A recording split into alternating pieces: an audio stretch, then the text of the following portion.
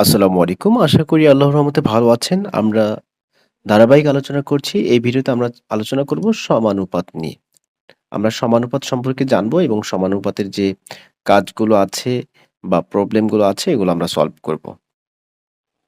আমরা যদি ১ম এ এখানে দেখি লেখা আছে, মনে করি সোহাগ কোনো দোকান থেকে ৳১০ দিয়ে একটি চিপসের প্যাকেট এবং ৳২৫ দিয়ে ১ কেজি লবণ কিনল। তাহলে এখানে লবণ ও চিপসের দামের অনুপাত হচ্ছে ও ৳১০ দিয়ে আ কি কিনেছে? ৳১০ দিয়ে চিপস কিনেছে। তাহলে লবণ ও চিপস। তার মানে লবণটা কিন্তু আগে, হ্যাঁ?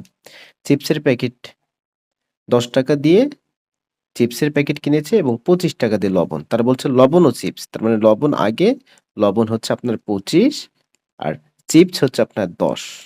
তাহলে এটাকে আরো ক্ষুদ্র যদি আমরা করি, ক্ষুদ্র যদি করি, হ্যাঁ? ক্ষুদ্র করলে আমরা ৫ দিয়ে ভাগ করতে পারবো।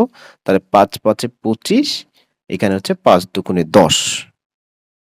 আচ্ছা, এরপরে কি বলেছে আমরা যদি একটু দেখি এই জায়গায়। এখানে লবণ ও চিপস এর দামের অনুপাত হচ্ছে ২৫:১০ মানে ৫:২। আবার সোহাগদের শ্রেণীতে শিক্ষার্থীর সংখ্যা হচ্ছে ৭০ জন। মধ্যে ৫০ জন আ এর মধ্যে ছাত্র ৫০ জন এবং ছাত্রী হচ্ছে ২০ জন। তাহলে এখানে ছাত্র-ছাত্রীর অনুপাত হচ্ছে ছাত্র যেহেতু ৫০ জন আর ছাত্রী যেহেতু ২০ জন, তার মানে এদের ছাত্র এবং ছাত্রীর অনুপাত হচ্ছে এটা। এবং এটাকে আমরা কি করতে পারি? ওই একইভাবে আমরা ভাঙতে পারি ৫:২। ঠিক আছে? আমরা যদি ১০ দিয়ে ভাগ করি, ৫০ কে ১০ দিয়ে ভাগ করলে আমরা পাবো ৫। ২০ কে ১০ দিয়ে ভাগ করলে আমরা পাবো হচ্ছে ২। তার মানে ৫:২। উভয় ক্ষেত্রে অনুপাত ২ টি সমান। অতএব আমরা বলতে পারি এই ২৫, ১০, ৫০, ২০ এই অনুপাতে ৪ টি রাশি আছে। এই ৪ টি রাশির একটি সমানুপাত তৈরি করেছে। তার মানে আমরা ১ম যে অনুপাত নিয়েছিলাম এবং ২য় যে অনুপাত নিয়েছিলাম, এই অনুপাত ২ টিতে সমান বিষয়ই আমরা খেয়াল করছি। এখানেও ৫:২, এখানেও ৫:২। অতএব এই রাশি, এই ৪ টি রাশি এখানে ১, ২, ৩, ৪ আমরা যদি এভাবে বিবেচনা করি তাহলে ৪ টি রাশি একটা সমানুপাত তৈরি করেছে। ঠিক আছে? এই কথাটা এখানে খুব সুন্দরভাবে কিন্তু আমরা দেখতে পাচ্ছি, এগুলোই বলা আছে এখানে। এর মধ্যে ১ম রাশি ২৫, দ্বিতীয় রাশি ১০, তৃতীয় রাশি ৫০ এবং চতুর্থ রাশি ২০ বিবেচনা করলে আমরা পাই বা আমরা লিখতে পারি ১ম অনুপাত দ্বিতীয় এবং তৃতীয় অনুপাত চতুর্থ রাশি। ৪ টি রাশির ১ম ও দ্বিতীয় রাশির অনুপাত এবং তৃতীয় ও চতুর্থ রাশির অনুপাত পরস্পর সমান হলে রাশি ৪ টি একটি সমানুপাত তৈরি করে। সমানুপাতের প্রত্যেক রাশিকে সমানুপাতই বলা হয়। তাহলে সমানুপাত কিভাবে তৈরি করে? আমরা দেখেছি যে ৪ টি রাশি যদি থাকে তার ১ম ও দ্বিতীয় রাশির অনুপাত, অর্থাৎ ১ম অনুপাত দ্বিতীয়। এরপরে যদি দ্বিতীয় ও তৃতীয় রাশির, দ্বিতীয় ও তৃতীয় রাশির যদি এই পাশের অনুপাত এবং এই পাশের অনুপাত যদি পরস্পর সমান হয়, যেমন এখানে ৫:২ হয়েছিল, এখানেও ৫:২ হয়েছিল। যদি সমান হয় তাহলে রাশি ৪ টি একটি সমানুপাত তৈরি করে। আর সমানুপাতের প্রত্যেক রাশিকে আমরা বলব সমানুপাতি। ঠিক আছে? প্রিয় শিক্ষার্থী, এটুকু ক্লিয়ার কিনা? এখন আমরা দেখব এখানে সমানুপাতের ১ম ও দ্বিতীয় রাশি সমজাতীয় এবং তৃতীয় ও চতুর্থ রাশি সমজাতীয় হবে। বিষয়টা কেমন? আমরা যদি আরো একটু পড়ি এখানে, ৪ টি রাশি জাতীয় হওয়ার প্রয়োজন নেই। প্রত্যেক অনুপাতের রাশি ২ টি সমজাতীয় হলেই সমানুপাত তৈরি করে। সমানুপাতের ১ম ও চতুর্থ রাশিকে প্রান্তীয় রাশি এবং দ্বিতীয়, তৃতীয় রাশিকে মধ্য রাশি বলে। আমরা একটু দেখব এখানে, হ্যাঁ? যে সমানুপাতে সমান চিহ্নের পরিবর্তে এই যে এটা ব্যবহার করা হয়। সমানের পরিবর্তে আমরা এটা ব্যবহার করব। ৪ টা ফোঁটা আমরা ইউজ করব এখানে। আর অনুপাতকে আমরা কিন্তু ২ টা ফোঁটা দিয়ে ইউজ করি। ২ টা ফোঁটা ইউজ করি। ঠিক আছে? এখন এই জায়গা থেকে আমরা বলতে পারবো যে ১ম এ ছিল ২৫, এই যে এখানে দেওয়া আছে। এই ১ম মাঝের ২ টা তুমি বলবা হচ্ছে মধ্য রাশি আর এই পাশেরটা, এই শেষের ২ টা তুমি বলবা, অর্থাৎ এটা মনে করো শেষ এইদিকের, এটা মনে করো এদিকের শেষ। শেষের ২ টাকে তুমি বলবা প্রান্তীয় রাশি। তাহলে এই ক্ষেত্রে আমরা যে বিষয়টা লিখতে পারি, আমরা একটু আগে জেনেছি যে আমি যদি এখানে বুঝাই যে ১ম অনুপাত দ্বিতীয়। ঠিক আছে? এরপরে আমরা যে বিষয়টা দেখেছি তৃতীয় অনুপাত চতুর্থ। ঠিক আছে? এটা কিন্তু আমরা দেখেছি। তাহলে এখান থেকে আমরা আরো ফাইনালি যে বিষয়টা লিখতে পারি ১ম আ অনুপাত, দ্বিতীয় অনুপাত সমান আমরা লিখতে পারি তৃতীয় ও চতুর্থ অনুপাত। তখনই তারা সমানুপাতি হয়ে যায় বা সমানুপাত হয়ে যায়। এখান থেকে আমরা যদি সূত্র বের করি ১ম বাই দ্বিতীয় লিখতে পারবো, তৃতীয় বাই চতুর্থ লিখতে পারবো। ঠিক আছে? এই জায়গাটা কিন্তু এখানে ডিসকাস করা হয়েছে। এই যে ১ম বাই দ্বিতীয়, তৃতীয় বাই চতুর্থ। এখন যদি আমরা আর গুণন করে দেই এই জায়গায় আর গুণন যদি করে দেই, আমরা যদি দেখি এখানে আমরা যদি আর গুণন ১ম এর সাথে চতুর্থ গুণ হবে। তার ১ম এর সাথে কি গুণ হবে? চতুর্থ গুণ হবে। আর এই পাশে যদি আমরা গুণ করি, দ্বিতীয়র সাথে গুণ হবে তৃতীয়, দ্বিতীয়র সাথে গুণ হবে তৃতীয়। ঠিক আছে? এই হচ্ছে এই পর্যন্ত তারা লিখেছে। এখন আমরা এখানে যে বিষয়টি দেখব ত্রৈরাশিক। আমরা জানি ১ম রাশি, চতুর্থ রাশি, দ্বিতীয়, তৃতীয় রাশি। আমরা যে সূত্রটা বের করেছি ১ম এর সাথে আমরা কি দেখেছি? চতুর্থ দেখেছি। ১ম এর সাথে আমরা কি দেখেছি? চতুর্থ এবং দ্বিতীয়র সাথে আমরা তৃতীয় দেখেছি। আমরা যদি এগুলো এখন বলি এই যে ১ম এর সাথে চতুর্থ, দ্বিতীয়র সাথে তৃতীয়। আচ্ছা। মনে করি ১ম, দ্বিতীয়, তৃতীয় রাশি যথাক্রমে এইটা দেওয়া আছে। তাহলে চতুর্থ রাশি বের করতে বলছে। সেই হিসেবে আমাদের কি করা উচিত? আমরা আমাদের সূত্রটা লিখব। আমরা জানি ১ম রাশি ইনটু চতুর্থ রাশি সমান দ্বিতীয় ইনটু তৃতীয়। এটা আমরা জানি। তাহলে কি, কি দেওয়া আছে? ১ম, দ্বিতীয়, তৃতীয়। তার ১ম এর জায়গায় তুমি ৯ বসিয়ে দিবে। চতুর্থ তোমাকে বের করতে বলছে। চতুর্থর মতোই রাখো। দ্বিতীয় কত এখানে? দ্বিতীয় তুমি যদি খেয়াল করো তুমি ১৮ পেয়ে গেছো এখানে দ্বিতীয়।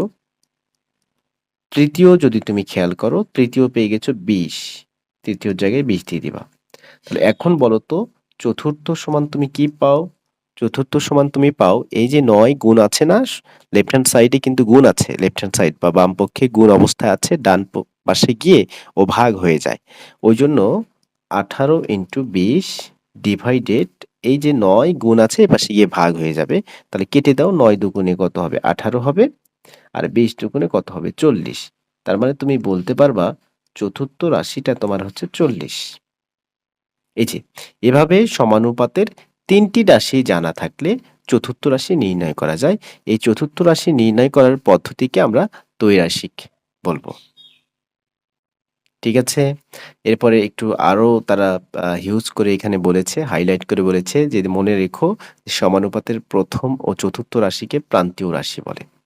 ১ম ও চতুর্থ রাশিকে কি বলে? প্রান্তীয় রাশি বলে। যেমন এখানে ২, ৪, হুম? ৫, ৭ এই ১ম রাশি এবং চতুর্থ রাশিকে আমরা প্রান্তীয় রাশি বলবো। কি রাশি বলবো? প্রান্তীয় রাশি বলবো। আর এই দুটাকে আমরা বলবো হচ্ছে মধ্য রাশি। মধ্য রাশি। ঠিক আছে? এই দুটাকে আমরা কি বলবো? মধ্য রাশি বলবো। তাহলে ত্রৈরাশিক বিষয়টা বুঝেছ তো, তাই না? একটু কমেন্টে জানাবা। আর পূর্বের ভিডিওগুলো অর্থাৎ পর্ব আকারে দেখতে হবে তোমাকে। তাহলে এই চ্যাপ্টার নিয়ে আর কোনো ঝামেলা থাকবে না। আমি অনুশীলনী ম্যাথগুলো ধারাবাহিকভাবে সমাধান করব। এই যে এখানে একই কথাই বলছে উদাহরণ ২। আমরা কি উদাহরণ ১ সমাধান করেছি? আমরা কি উদাহরণ ১ সমাধান করেছি কিনা? উদাহরণ ১ আমাদের কোথায় ছিল?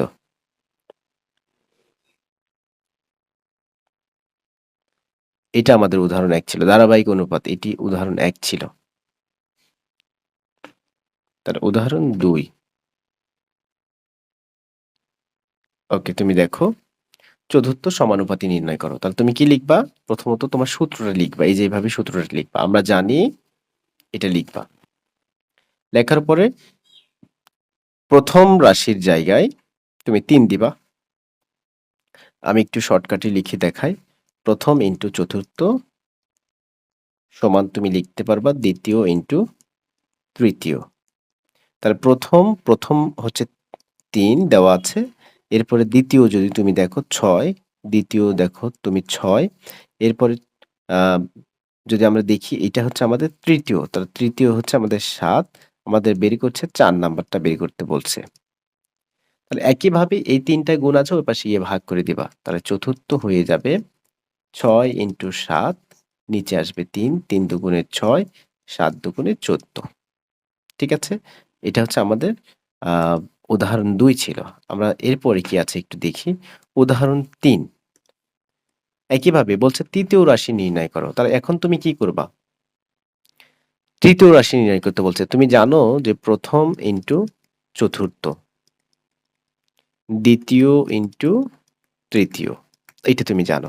তার ১ম এ কত দেওয়া আছে বলো? ১ম রাশি দেওয়া আছে ৮। তাহলে এটা কি? দ্বিতীয় রাশি। এটা কি দেওয়া আছে? দ্বিতীয় রাশি। দ্বিতীয় রাশির নিচে তুমি দিবা ৭। এটা তাহলে কততম রাশি হবে? এটা হচ্ছে চতুর্থ রাশি হয়ে যাবে। তাহলে চতুর্থ রাশির নিচে তুমি দিবা ১৪। এখানে সমান দাও। আর তৃতীয় রাশি তোমাকে বের করতে বলছে। তাহলে তৃতীয় রাশি বের করতে বললে তৃতীয় রাশিকে এরকমই রাখো। এখন এই ৭ টাকে তুমি কি করে দেবা? এই পাশে এসে তুমি ভাগ করে দিবা। বাম পাশে এনে তুমি কি করে দিবা? ভাগ করে দিবা। তার মানে তুমি লিখতে পারবা ৮ ইন্টু ১৪ ডিভাইডেড তুমি ৭ দিতে পারবা। এখানে তুমি তৃতীয় রাশি পেয়ে যাবা। এই যে কেটে দাও ৭ দুগুণে ১৪, ৮ দুগুণে হচ্ছে তোমার ১৬। তার মানে তৃতীয় রাশি তুমি পেয়ে গেছো ১৬। ঠিক আছে? এরপরে বলছে খালি ঘর পূরণ করো। খালি ঘর পূরণ করো। আমরা যদি দেখি এই খালি ঘরটা আমরা কিভাবে পূরণ করব? ১ম এ খালি ঘর দেওয়া আছে, তারপরে ৯ দেওয়া আছে। একটু আমরা আমাদের এখানে চলে যাই। ১ম এ দেওয়া আছে খালি ঘর, এরপরে দেওয়া আছে ৯। তারপরে সমানের জায়গায় আমরা ৪ ফোঁটা ইউজ করি। ঠিক আছে? এরপরে যদি আমরা দেখি ১৬ এবং ৮ দেওয়া আছে। ১৬ এবং ৮ দেওয়া আছে। বলছে এই খালি ঘরটা তুমি পূরণ করে দেখাও। ১ম রাশিটা কিন্তু আমাদের নাই। ১ম রাশি কিন্তু আমাদের নাই। তাহলে তুমি এটা কিভাবে বের করবে দেখো। তুমি লিখবা ১ম ইন্টু চতুর্থ। তোমার যে সূত্রটা আছে আমি একটু সংক্ষেপে লিখতেছি সূত্রটা। তুমি লিখবা ১ম রাশি ইন্টু চতুর্থ রাশি সমান আমরা জানি লিখবা। অবশ্যই আমরা জানি এই যে যা মানে আমরা জানি। এরপরে তুমি লিখবা দ্বিতীয় ইন্টু তৃতীয় রাশি। এখন ১ম রাশি যেহেতু ব্ল্যাংক আছে, খালি আছে তার মানে ১ম কে তুমি ১ম এর মতো রেখে দাও। চতুর্থর নিচে কত দিবা? চতুর্থ রাশি ৮ আছে কিন্তু। একটু খেয়াল করে দেখো। চতুর্থ রাশি কিন্তু ৮ আছে। তার মানে চতুর্থ রাশির নিচে তুমি ৮ দিবা। চতুর্থ রাশির নিচে কত দিবা?